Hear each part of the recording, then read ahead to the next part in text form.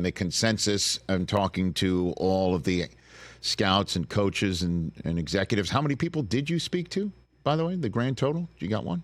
A number? I would fairly say dozens. I've got a spreadsheet somewhere where I was tracking this for myself. I would say well over half the teams are represented through the quotes in the story, and certainly tried to have a variety of whether it's coordinators, position coaches, head coaches, GMs, area scouts, personnel directors, the full gamut. Okay, and you found a couple that would have taken Jayden Daniels over Caleb Williams if they had the choice? You found some? Yeah, and of course it's easier to say when you're a scout or you're a personnel person. Well, I would take this guy because you're not the one putting your name on it. If you do something that out of the box, I mean, if Ryan Poles tomorrow walks into the room and says, "Hey, I think we're going to take Jayden Daniels," there'd be a lot of people taken aback, to say nothing of what we would think, to say nothing of what the public would think. I actually asked some general managers about this, Rich, and it was really interesting about, do you have a choice here? If you were Ryan Poles, would you even have the option to do the other thing? And the general response I got was, well, you have to do the right thing. Like, there's an argument. There are people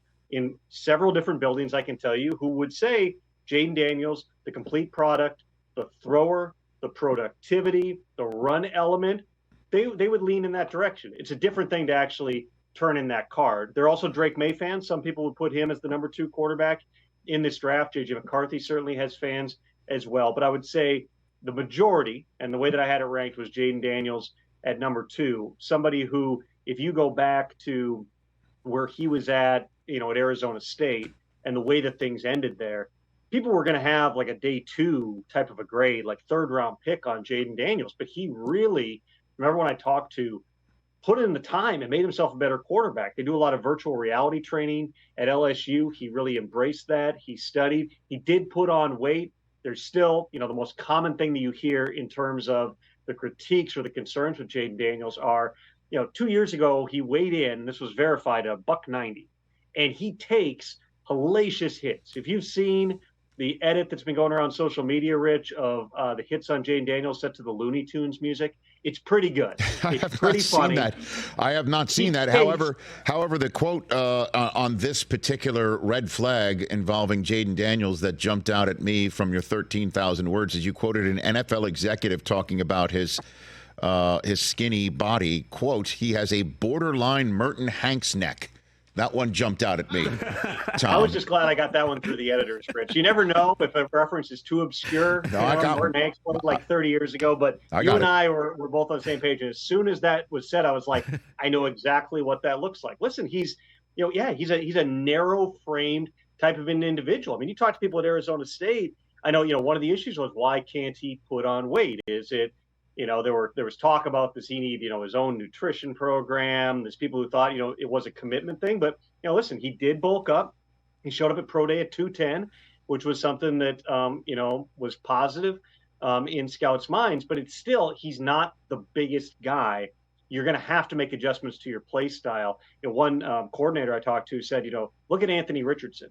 Jayden Daniels takes hits like Anthony Richardson, and Anthony Richardson is a huge guy. He's 6'5" and like 235 pounds, and he got hurt 3 times in 4 games last season. Cam Newton was the MVP in 2015.